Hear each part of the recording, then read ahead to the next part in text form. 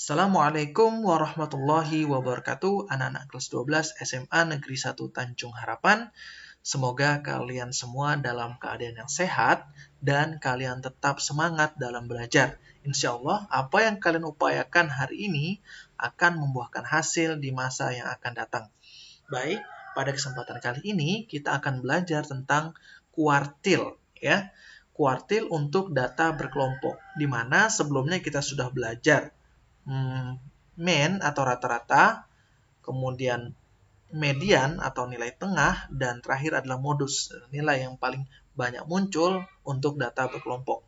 Nah, yang tadi 3 Bapak sebutkan itu termasuk ukuran pemusatan data. Nah, masih dalam lingkup ukuran pemusatan data, cuman ini lebih tepatnya disebut adalah ukuran letak data. Ya, di sini letak data yang kita pelajari itu ada kuartil dan desil, di mana kuartil ini sekarang dalam video ini itu membagi data yang telah diurutkan sebelumnya menjadi 4 bagian sama. Sedangkan kalau desil untuk pembelajaran kita selanjutnya itu membagi data setelah diurutkan menjadi 10 bagian yang sama. Ya. Itu mungkin sekilas pembukaan dari Bapak. Kita langsung saja masuk ke materi kuartil, ya. Kuartil, jika ada kumpulan data yang sudah diurutkan, kemudian dibagi menjadi 4 bagian yang sama, ya, tentunya akan didapat 3 pembagian, dan tiap pembagian itu dinamakan kuartil. Gambarnya seperti ini. Kita misalnya punya data, ya kan? Ini yang warna oranye ini, sebuah data setelah diurutkan. Kemudian kita ingin membagi data ini menjadi 4 bagian yang sama. Tentunya kita perlu 3 pembagi, ya, di tengah sehingga menjadi 2, kemudian dibagi di sini lagi. Ini dibagi lagi di titik sini dan dibagi lagi di titik sini. Nah, kalau kemarin kita belajar median itu sama dengan kuartil tengah, ya. Jadi nama lain dari median itu adalah kuartil tengah. Ya. Nah, karena dia membagi 2 bagian yang sama, gitu kan. Kemudian ketika kita berbicara tentang kuartil, jadi kita perlu lagi pembagi, yaitu pembagi yang satu lagi yang di sini dan pembagi yang satu lagi di sini. Jadi kalau misalnya disebut dengan istilah kuartil, yang di tengah ini namanya kuartil tengah atau sama dengan median.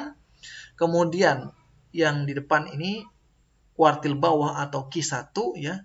Kuartil tengah Q2 dan yang terakhir adalah kuartil atas atau Q3. Nah, ini kita kalau berbicara tentang kuartil, kita harus mencari, ya, semuanya ini.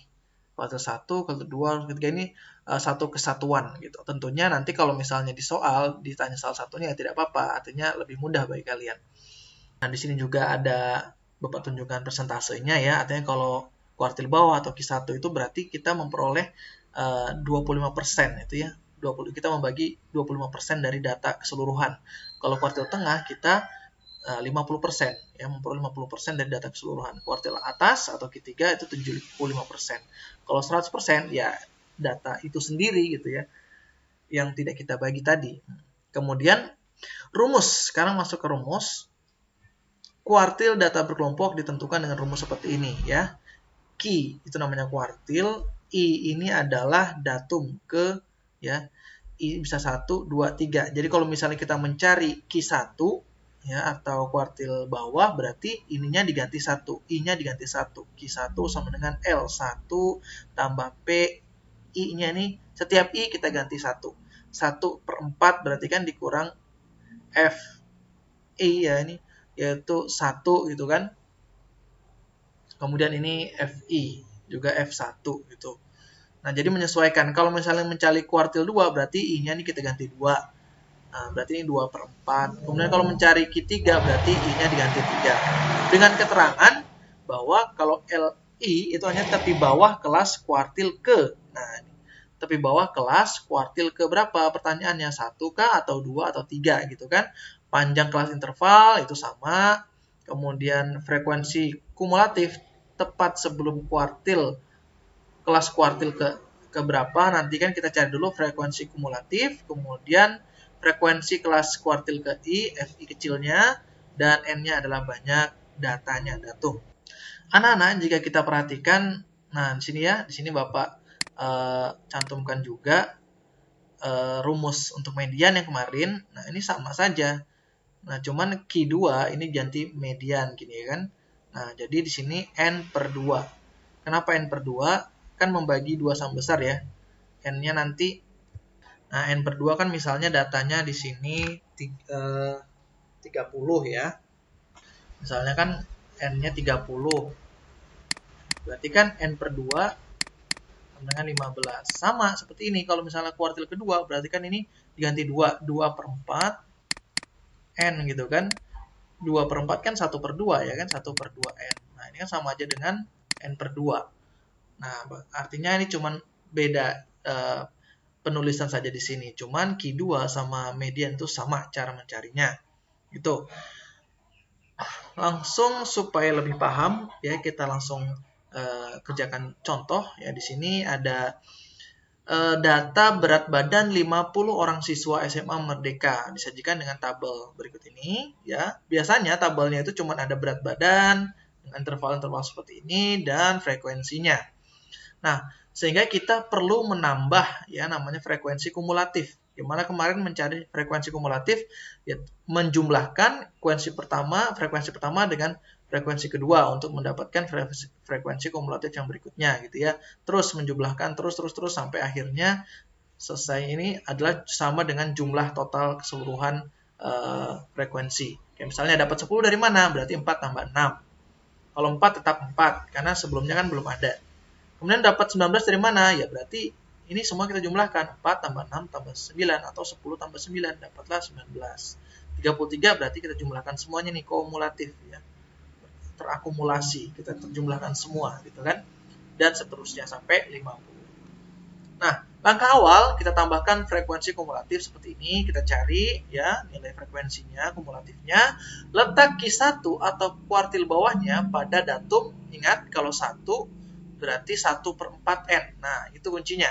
1 per 4 dari 50 karena jumlah siswanya 50. Diperoleh 12,5.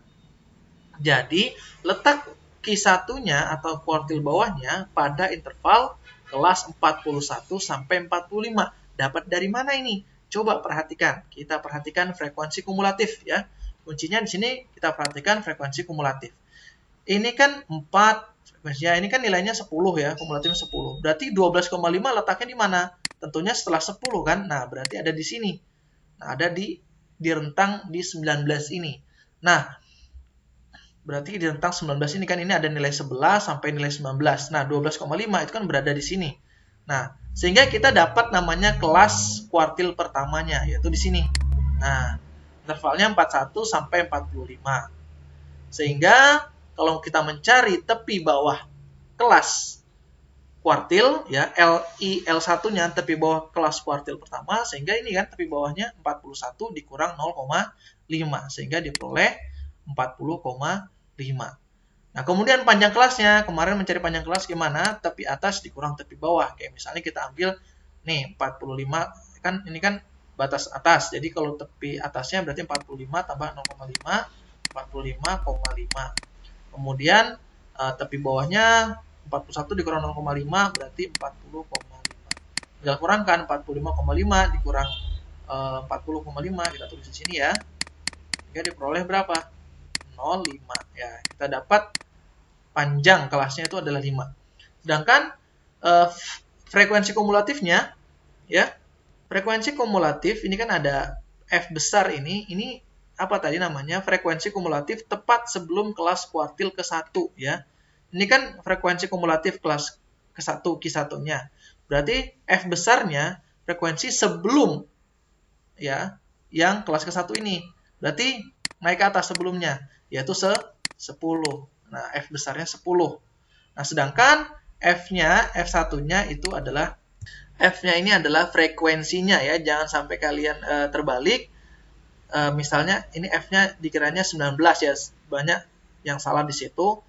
Nah, bahwa kita harus melihat dulu definisi dari F ini. F ini keterangannya adalah frekuensi kelas kuartil, bukan frekuensi kumulatif kelas kuartil ya. Jadi frekuensi kelas kuartilnya itu 9. Nah, mana ini?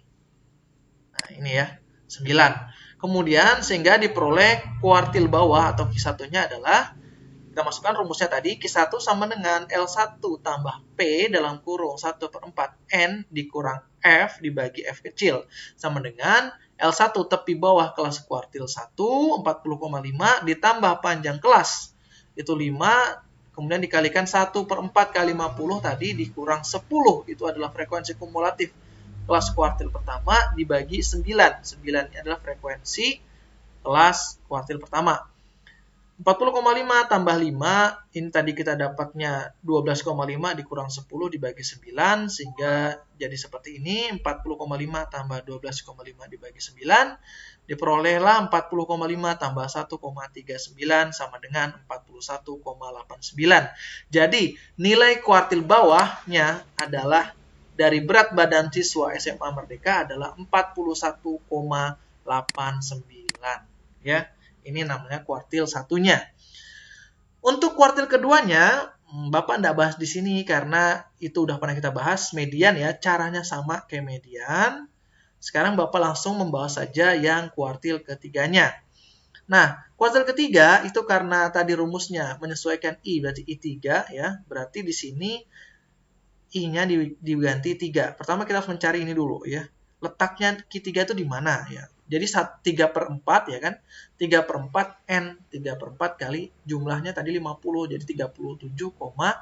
Ini letaknya. Letak datanya 37,5. Kemudian kita lihat 37,5 itu berada di kelas keberapa. Nah kita lihat di sini. Frekuensi kumulatifnya ini 35. Di sini 43 ya kan. Artinya ini 34 sampai 43. Nah 37,5 itu berada di kelas ini. Frekuensi kumulatif ini. Ya kan?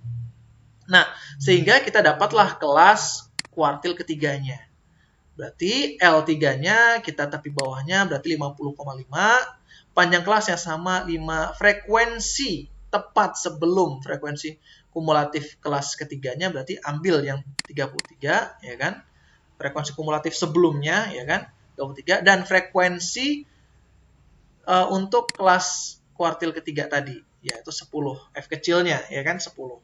Sehingga kita masukkan ke dalam rumus, L3 tambah P, kemudian 3/4 N dikurang F besar dibagi F kecil, sama dengan kita masukkan rumusnya seperti ini.